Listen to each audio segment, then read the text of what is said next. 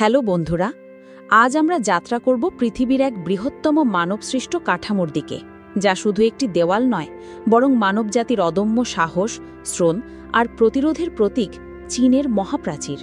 এর বিশালতা এবং এর পেছনের ইতিহাস আমাদের সবাইকে অবাক করে তোলে। চীনের মহাপ্রাচীর হল মানব সভ্যতার এক অসাধারণ ইঞ্জিনিয়ারিং কীর্তি।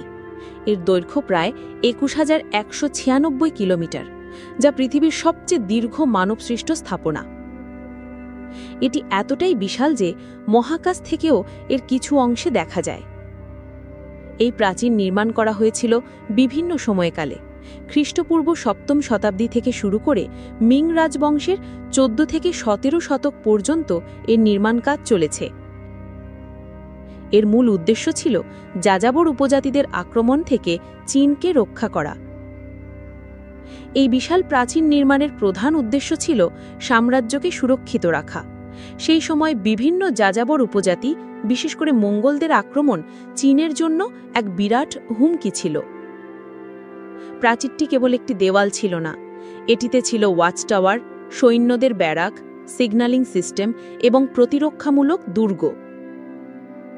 প্রাচীন নির্মাণে ব্যবহৃত হয়েছে পাথর, ইট, মাটি, কাঠ এবং কিছু ক্ষেত্রে বিশেষ ধরনের আঠালো চালের মিশ্রণ। লক্ষ লক্ষ শ্রমিক, কৃষক, সৈন্য এবং কয়েদি এই কাজ করতে গিয়ে প্রাণ হারিয়েছিল, যার কারণে এই প্রাচীরকে বিশ্বের দীর্ঘতম কবরস্থানও বলা হয়। প্রতিটি ইটের পেছনে লুকিয়ে আছে অজস্র মানুষের কঠোর পরিশ্রম আর আত্মত্যাগ।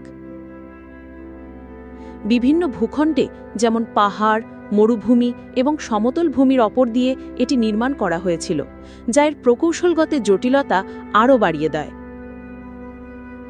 মহাপ্রাচীর কেবল একটি প্রতিবন্ধক ছিল না, এটি ছিল একটি সুসংগঠিত প্রতিরক্ষা ব্যবস্থা। প্রাচীরের উপর থেকে শত্রুদের গতিবিধি পর্যবেক্ষণ করা হতো। ওয়াচ টাওয়ারগুলোতে সৈন্যদের অবস্থান ছিল এবং শত্রুদের দেখা গেলে ধোঁয়া বা আলোর সংকেতের মাধ্যমে দ্রুত খবর পাঠানো হতো। প্রতিটি টাওয়ার থেকে পরবর্তী টাওয়ারে এই সংকেত দ্রুত পৌঁছে যেত, যা সৈন্যদের দ্রুত একত্রিত হতে সাহায্য করত। এটি ছিল প্রাচীন মানসিক প্রকৌশলের এক দারুণ উদাহরণ। বর্তমানে চীনের মহাপ্রাচীরের কিছু অংশ ধ্বংসপ্রাপ্ত হলেও অনেক অংশ পর্যটকদের জন্য উন্মুক্ত রাখা হয়েছে। বাদালিং, মুতিয়ানিউ এবং সিমাতাই হল এর কিছু জনপ্রিয় অংশ, যেখানে পর্যটকরা এর বিশালতা এবং ঐতিহাসিক গুরুত্ব সরাসরি উপলব্ধি করতে পারে। এটি শুধু চীনের প্রতীক নয়, এটি মানবজাতির অদম্য ইচ্ছাশক্তির এক নিদর্শন।